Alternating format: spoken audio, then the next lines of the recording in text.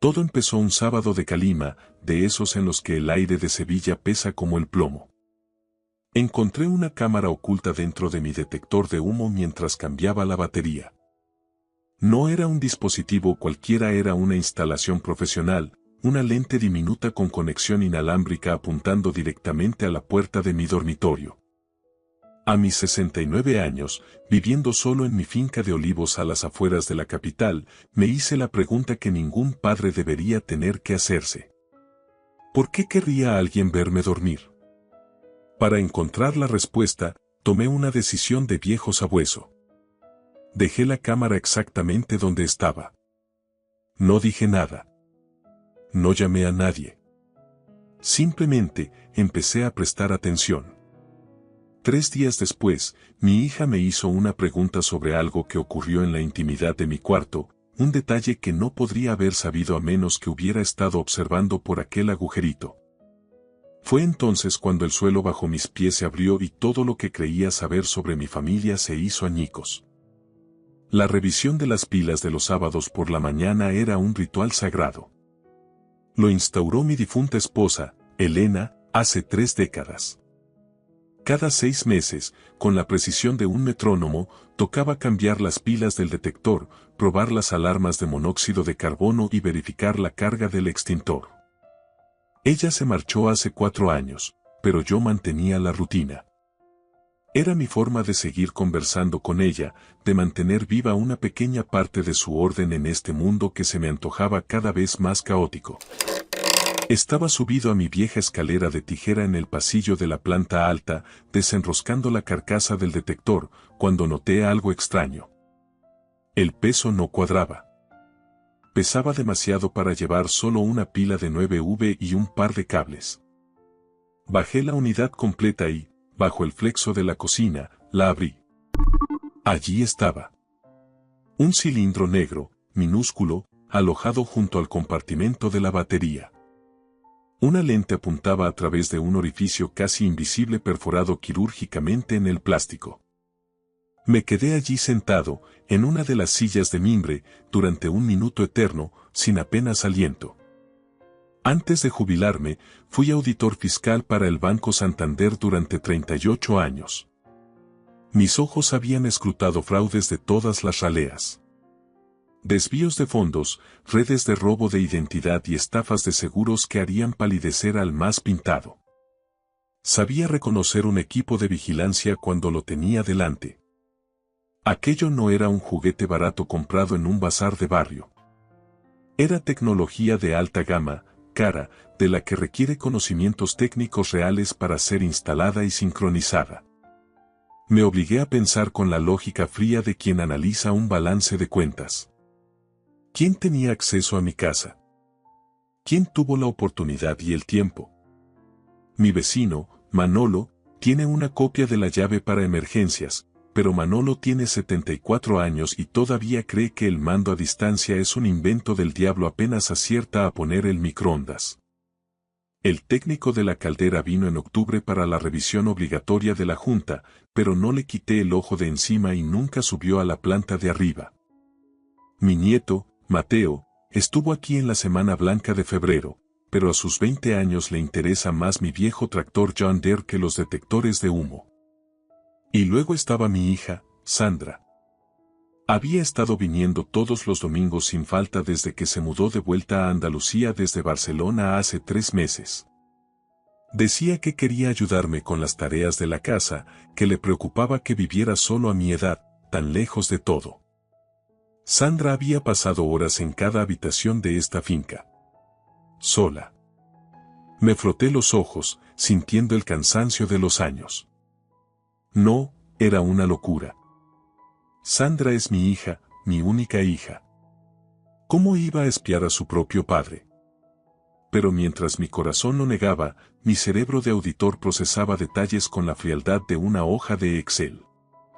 Sandra preguntando con excesivo interés por mis medicamentos la semana pasada. Sandra insistiendo en conocer el nombre de mi nuevo médico de cabecera. Sandra dejando caer preguntas casuales sobre qué pasaría con estas hectáreas de olivar cuando yo ya no estuviera. Le dije que no se preocupara, que en mi testamento todo estaba ya bien atado. Ella sonrió, esa sonrisa que siempre me pareció dulce, y cambió de tema. Pero el auditor que aún vive en mis adentros supo que algo no cuadraba en los libros. El padre no quería creerlo, pero el profesional tomó el mando. No la confrontaría. No arrancaría la cámara. Haría lo que hice durante casi 4 décadas cuando algo olía a podrido en la contabilidad de un cliente. Investigaría, reuniría pruebas, seguiría el rastro del dinero y esperaría a que el culpable cometiera el error definitivo. Volví a colocar el detector de humo en su sitio. Con cámara y todo. Que miraran. Que creyeran que el viejo Francisco no se enteraba de nada. El domingo siguiente, Sandra llegó a las 11 de la mañana con una fuente de lasaña y su marido, Gregorio, pegado a ella.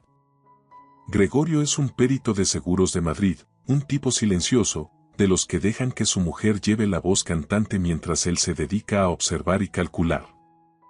Siempre me dio mala espina esa mirada suya de estar tasando hasta las paredes. Esa mañana, lo observé bajo un prisma nuevo. «Papá», dijo Sandra, dándome un beso que me supo a falso. «Tienes mala cara. ¿Estás durmiendo bien? ¿No estarás teniendo pesadillas?» «Bien, hija, bien», mentí. «Son solo los achaques de la edad». Ella soltó una risita, pero sus ojos se desviaron por un instante hacia el techo del pasillo, hacia el detector. «Deberíamos echarle un ojo a tu detector de monóxido», insistió. «El invierno está terminando, pero esa caldera vieja es una trampa. No quiero que te pase nada por un descuido». Lo revisé todo ayer mismo, Sandra. Todo en orden. Vi un destello de sorpresa y algo parecido a la irritación cruzar su rostro. Se esfumó antes de que pudiera atraparlo. Gregorio se fue al baño mientras ella recalentaba la comida, moviéndose por mi cocina con una familiaridad que ahora me resultaba invasiva. La vi abrir cajones, comprobar las fechas de las cajas de mis pastillas y hojear el correo que yo había dejado sobre la encimera. «Papá», dijo, sosteniendo un sobre. «Esto es del banco. ¿Has visto los últimos extractos? Los veo todos los meses, como siempre». Ella vaciló, tamborileando los dedos sobre el papel. ¿Has pensado en lo de la banca online? Sería mucho más seguro para ti. Yo misma podría gestionártelo desde el móvil. Te ahorrarías viajes innecesarios al pueblo. Llevo leyendo extractos en papel 40 años, Sandra. Creo que todavía sé interpretar una columna de números. Me dedicó una sonrisa condescendiente. Por supuesto, papá. Solo trato de cuidarte. Durante el almuerzo, Gregorio sacó el tema de la finca. 200 hectáreas de olivar de primera calidad que han estado en mi familia desde 1927. Tierra que hoy vale una fortuna comparada con lo que le costó a mi abuelo. Los de la finca colindante acaban de vender su parcela a un fondo de inversión, soltó Gregorio como quien no quiere la cosa. Les han soltado casi 2 millones de euros. Una jubilación de oro. Buen provecho para ellos, respondí cortante. ¿No has pensado qué será de todo esto a largo plazo? Insistió.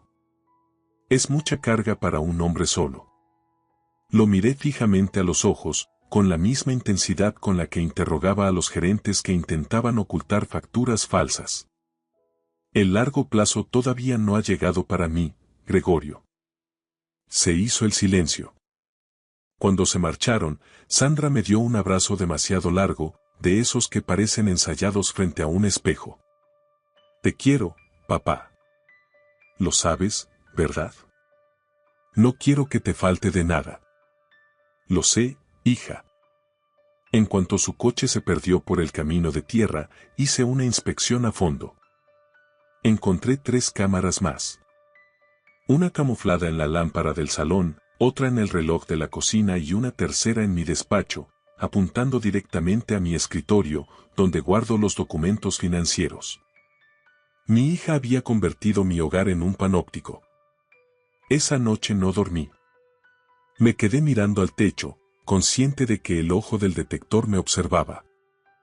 Me aseguré de parecer un anciano derrotado, moviéndome con lentitud y fingiendo confusión. Pero por dentro, mi mente trabajaba a pleno rendimiento. El lunes por la mañana conduje hasta la ciudad y fui directo a la biblioteca pública. No podía usar el ordenador de casa. Si tenían acceso a las cámaras, tendrían acceso a mi red Wi-Fi y a mis claves. En la biblioteca, entré en mi cuenta bancaria. El saldo era devastador. Debería haber tenido algo más de 400.000 euros en mi cuenta de ahorro, el fruto de toda una vida de trabajo y la herencia de Elena. Pero la pantalla mostraba 263.000 euros. Casi 140.000 euros se habían esfumado en apenas 4 meses. Navegué por el historial con el corazón golpeándome las costillas. Había transferencias recurrentes a una entidad llamada Gestión Financiera Moreno. Pagos de entre 15.000 y 30.000 euros cada vez. Yo jamás había oído hablar de esa empresa, y mucho menos autorizado tales movimientos. Busqué la empresa en el registro. Nada. Ana web, ni sede física, ni rastro en el registro mercantil de Sevilla. Era una sociedad pantalla de manual. Me estaban saqueando. Alguien con acceso a mis claves, las mismas que Elena me obligaba a anotar en una libreta en el cajón de mi despacho por si la memoria me fallaba. La misma libreta que quedaba a la vista de la cámara que Sandra había instalado. Me temblaban las manos al cerrar el navegador. Mi hija me estaba robando. Pero necesitaba pruebas que no pudieran ser refutadas en un juzgado. Fui directo a la comandancia de la Guardia Civil. Conocía a varios agentes de mis años de auditoría forense. El sargento García, un buen hombre, ya se había jubilado, así que me atendió una sargento llamada López. Le conté todo. Las cámaras, el dinero desaparecido, mis sospechas sobre Sandra y Gregorio. Ella escuchó en silencio, anotando cada detalle. Señor González, le creo, dijo al fin. Pero sin pruebas directas que vinculen a su hija con esas transferencias, nuestras manos están atadas. Podría ser un ciberataque externo. ¿Y sobre las cámaras?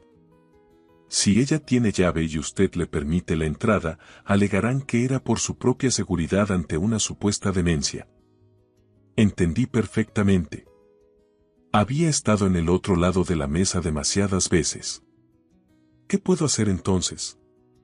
Me dio el contacto de una investigadora privada en Sevilla, Patricia Fuertes, experta en delitos económicos y abuso patrimonial a mayores. Documente cada movimiento, me advirtió la sargento. Y tenga mucho cuidado, señor González.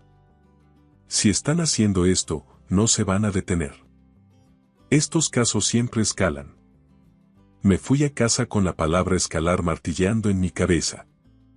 El juego había empezado, y yo no pensaba perder mi finca ni mi dignidad sin luchar hasta el último aliento. Llamé a Patricia Fuertes a la mañana siguiente desde una cabina pública junto a una gasolinera de la red Repsol en la autovía hacia Córdoba. Nos reunimos por la tarde en una cafetería de Carmona, un lugar con suficiente soledad y trasiego de turistas para que nadie reparase en un viejo agricultor hablando con una desconocida. Patricia rondaba los 50, tenía la mirada afilada de quien ha visto mucha miseria humana y esa franqueza directa que yo tanto valoraba.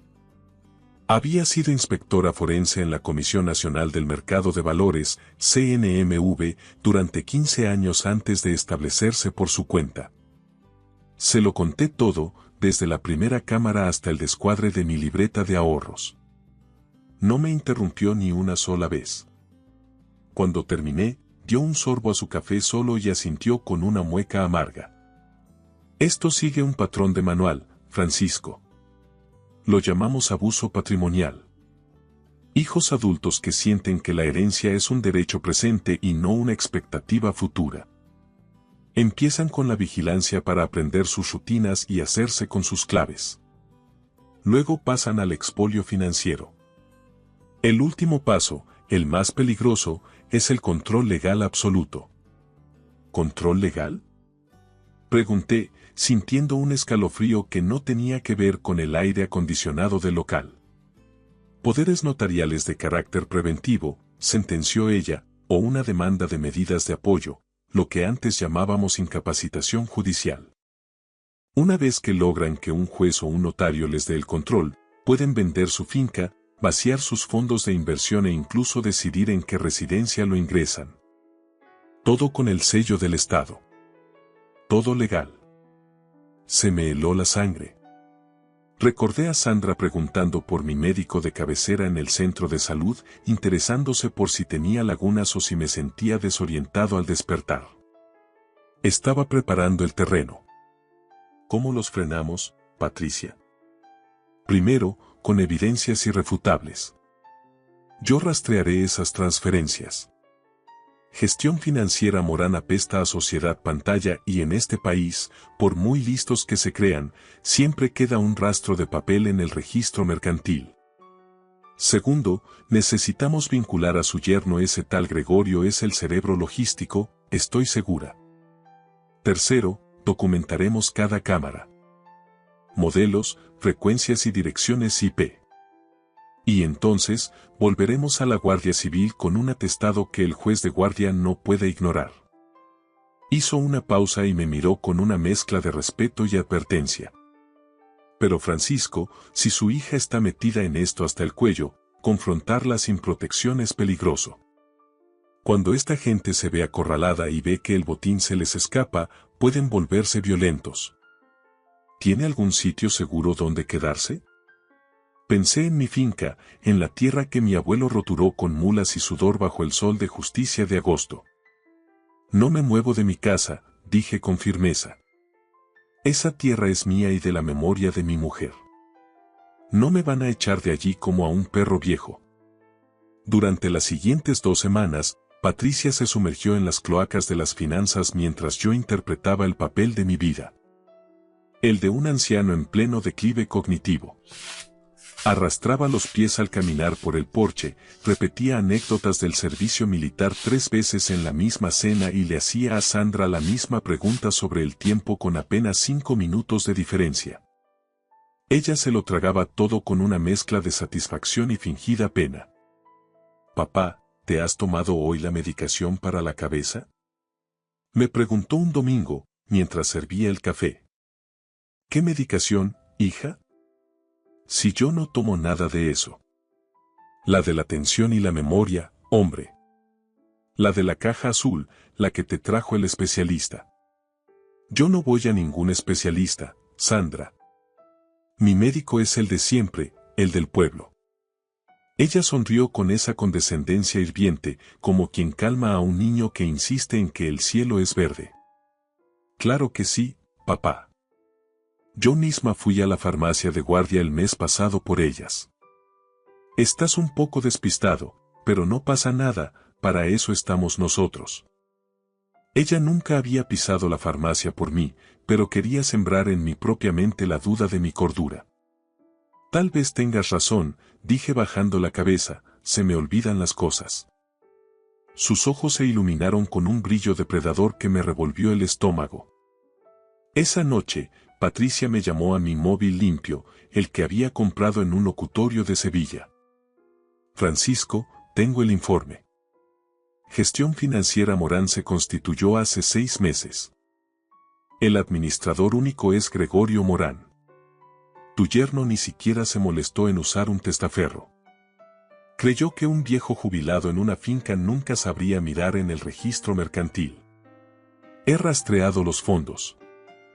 El dinero voló de tu cuenta a la sociedad pantalla, de ahí a una cuenta puente en Lituania y ha vuelto a España a nombre de otra SL, que acaba de presentar una oferta en firme por varios terrenos agrícolas. Déjame adivinar, interrumpí. Quieren comprar mi propio olivar. Peor aún, Patricia suspiró. Ya han iniciado el papeleo administrativo. He localizado un borrador de contrato de compraventa donde tú apareces como vendedor y la SL de Gregorio como compradora. Pero tú no firmas, Francisco. Firma Sandra en tu nombre, usando un poder notarial preventivo. Eso es mentira. Yo no he pisado una notaría en años. El poder se inscribió hace 3 semanas. La firma es una calca exacta de la tuya, probablemente obtenida de algún documento que firmaste sin mirar. Recordé entonces la tarjeta de felicitación para el cumpleaños de Mateo y unos papeles del seguro del tractor que Sandra me puso delante mientras yo cocinaba. Firma aquí, papá, es solo un trámite para la póliza. Se me cayó el alma a los pies. ¿Qué pasos damos ahora? Mañana mismo tenemos cita con la sargento López. Con el informe de la trazabilidad del dinero y el poder falso, tenemos suficiente para imputarles estafa agravada, falsedad documental y un delito de maltrato psicológico y económico. Pero hay algo más, Francisco. He revisado los registros de llamadas de tu hija. Ha contactado 4 veces este mes con el geriátrico, Los Azahares, una residencia privada de lujo en las afueras de Sevilla. Tienen una unidad de estancia cerrada para pacientes con demencia severa. ¿Quieren encerrarme? Es el cierre perfecto.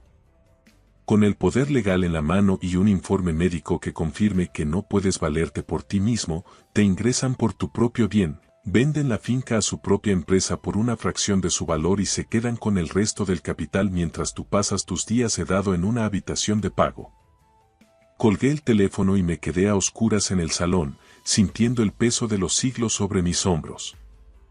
La cámara camuflada en la lámpara me observaba con su ojo de cristal, silenciosa y fría. Mi propia sangre planeaba borrarme del mapa, arrebatarme mi historia y mi libertad mientras me daban las buenas noches con un beso en la frente.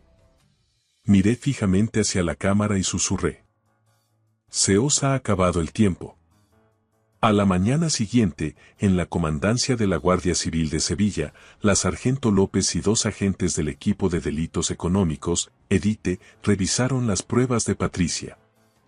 A las 3 de la tarde, el caso era tan sólido que el fiscal de guardia ya estaba redactando las órdenes de entrada y registro. Queremos proceder mañana mismo, explicó el investigador, pero hay un problema. Su hija ha movido ficha. Ha concertado una cita para usted este jueves en una clínica privada de neurología en Sevilla. Es una evaluación para certificar su deterioro cognitivo. Están acelerando el proceso porque necesitan el informe médico para validar el poder ante el banco, añadió Patricia. Deténganlos mañana, sentencié. No voy a esperar a que un médico comprado o engañado por ellos ponga un sello sobre mi vida. Regresé a la finca cuando el sol se ponía tras los olivos, tiñendo la tierra de un rojo sangre. Al llegar, el coche de Sandra ya estaba allí. Me esperaba en la cocina, con una sonrisa que ahora me parecía el rictus de una hiena. Papá, ¿dónde te habías metido? Llevo toda la tarde llamándote al fijo. Estaba preocupadísima. Fui a dar una vuelta con el coche hasta Écija. Me apetecía ver cómo iba la cosecha por allí, mentí con naturalidad. No puedes desaparecer así, papá. Casi llamo a la Guardia Civil. Me das unos sustos de muerte con estos despistes tuyos. Vi un destello gélido en sus ojos. Tengo 69 años, Sandra. Sé conducir y sé dónde estoy. No se trata de eso, dijo ella, suavizando el tono y acercándose para tomarme las manos. Es que te veo tan cansado. Tan frágil. Mañana quiero que me acompañes a la ciudad. He pedido cita con un especialista muy bueno, solo para un chequeo rutinario. Queremos asegurarnos de que todo esté bien aquí arriba. Me acarició la mano. Era la misma mano que yo había sostenido cuando aprendió a caminar entre los trigos. La misma niña que lloró cuando se le murió su primer perro.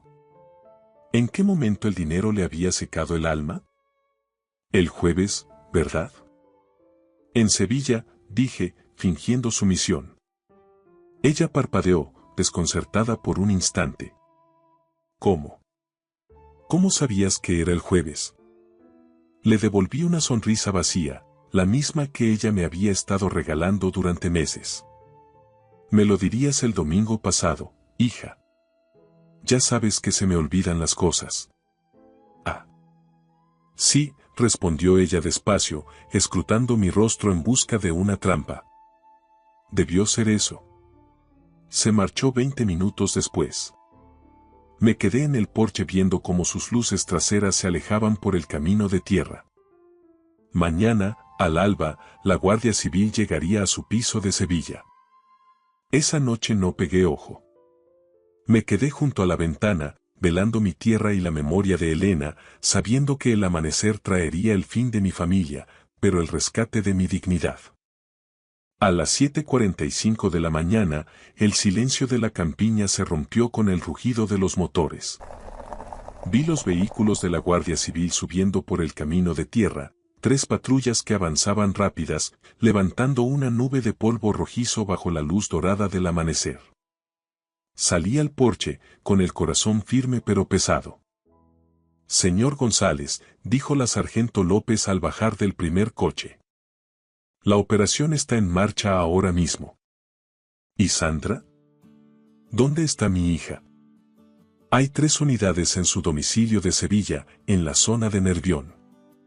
Estamos realizando las detenciones de forma simultánea para evitar que destruyan pruebas digitales o muevan fondos de las cuentas puente. Asentí en silencio.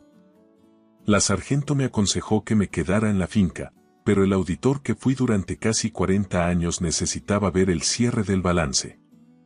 Lo seguí a una distancia prudente hasta la ciudad. La casa de Sandra era un adosado moderno, de esos que gritan estatus pero huelen a hipoteca. En la puerta estaban aparcados el todoterreno de Gregorio y el SUV de mi hija. Vi cómo la sargento llamaba con firmeza a la puerta. Se abrió y apareció el rostro de Gregorio, primero confundido, luego pálido como la cal al ver los uniformes y comprender que el juego se había acabado. Entonces, desde el interior, escuché a Sandra. No eran palabras, era un grito crudo, un alarido de rabia animal. 2 agentes la sacaron esposada. Llevaba el pelo revuelto, el rostro desencajado y una mirada de odio que me heló el alma. No era mi hija, era una extraña poseída por la codicia. Entonces me vio. Se detuvo en seco y su expresión cambió por completo, volviéndose pequeña, vulnerable. Papá, dijo con una voz quebrada, ensayada. No lo entiendes. Estaba tratando de ayudarte. No estás bien de la cabeza, papá. Necesitas cuidados profesionales, nosotros solo queríamos protegerte de ti mismo.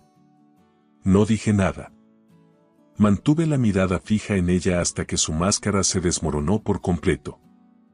La vulnerabilidad dio paso a una hazaña que me golpeó más fuerte que cualquier golpe físico. Viejo estúpido. Escupió, forcejeando con los agentes. ¿Tienes idea de lo que has hecho? Esa finca debería haber sido mía hace años.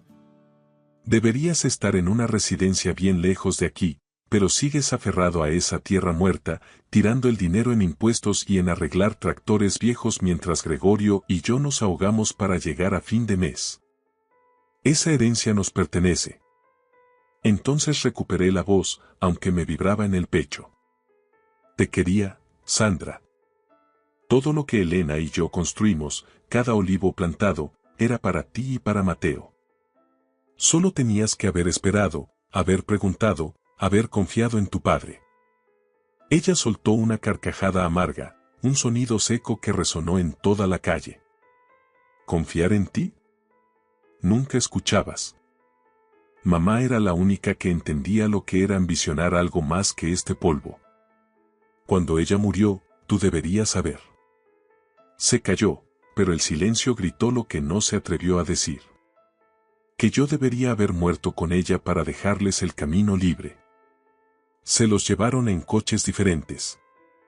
La instrucción del caso duró meses.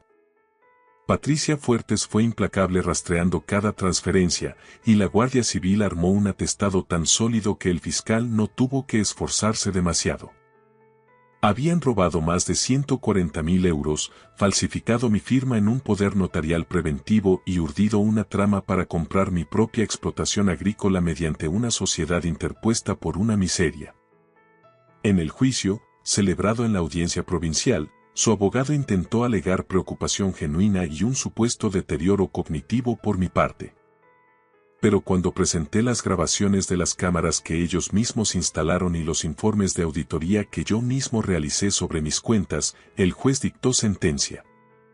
Sandra fue condenada a 4 años de prisión por estafa agravada y falsedad documental. Gregorio a 3.